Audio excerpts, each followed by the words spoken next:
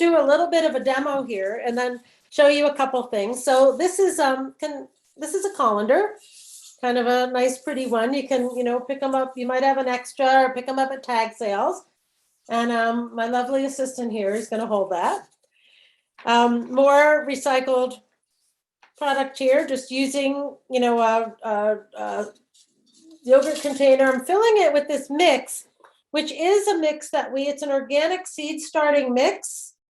And what makes something a good seed starting mix, and someone asked about this earlier, is that it's a little bit lighter than heavy garden soil. So some people think, should I add peat moss to our garden? Peat moss doesn't have any nutrients, and we don't super recommend it because it depletes bogs, peat bogs, which are a really important ecosystem in nature. They're the kidneys of the earth. But sometimes you'll see in a seed starting mix, if you get one, little puffy white things or shiny things. The shiny stuff is vermiculite, which is a kind of mica, and the puffy white stuff is perlite, which is actually exploded volcanic ash. So that's to make it lighter. So I filled the colander here with some of this nice soil, and this is, again, a really fun thing to do. And then you can actually and it's got natural drainage, right? So it's got holes in it.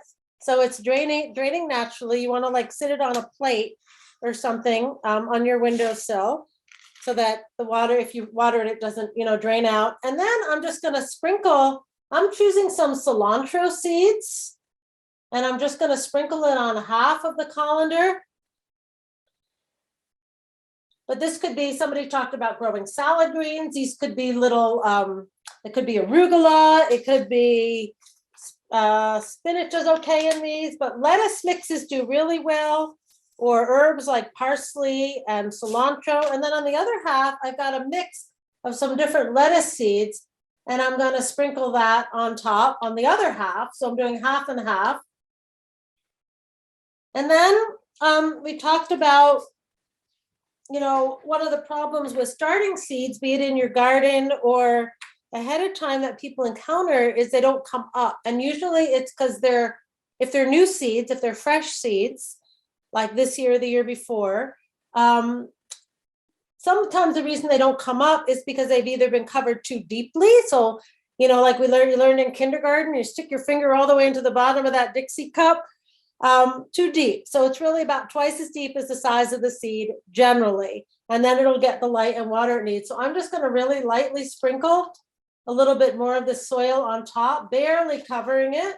And then what I'll do later is just take like a mister or light watering can and just keep it wet. And basically same thing when you're out watering your garden, and your new seeds, don't just go sip.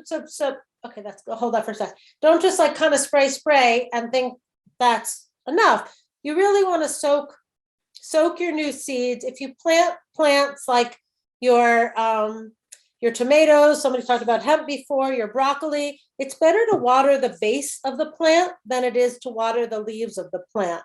All right. So you're trying to get that water into the soil around the base of your plants. I just wanted to show here, to make a little tag for my colander garden, I cut a yogurt container. I cut some strips to make little plant markers. So I made one for the cilantro, just with the pen on it, and I made one for my lettuce mix.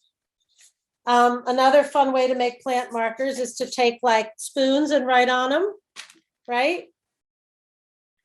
Hopefully, if you have any of these from takeout, I try and carry my own little bamboo set in my purse, but there's lots of ways you can make little plant markers. So that's just a fun little thing we wanted to show you, something you might want to try. And Ricky, actually, we also have this wooden tray that he built out of lumber. And what did you plant there, Rick? There was a date on it somewhere, but there. Oh gosh, I'm not sure if I found a date.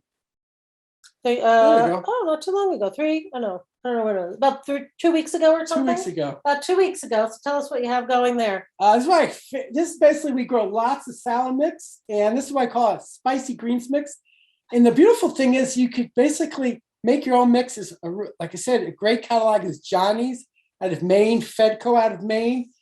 And what you can do is just look at all the different greens and make a mix that you like. Lots of color, spiciness. So this is what I would call a spicy greens mix in the bottom here. And the top is our all-time favorite is arugula.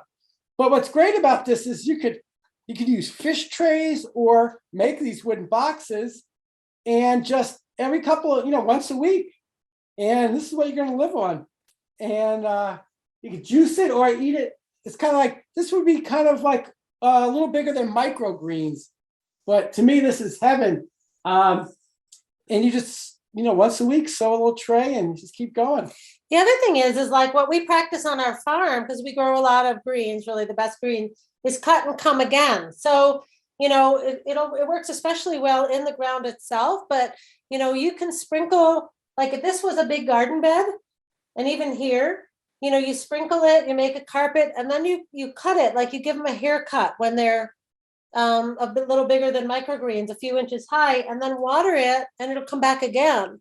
And sometimes you'll get like 10 cuttings off of one sowing of certain types of lettuce or salad greens. So, once those roots get established, it's great. But here's another nice little mini garden that you could really get, quite a bit of salad off of.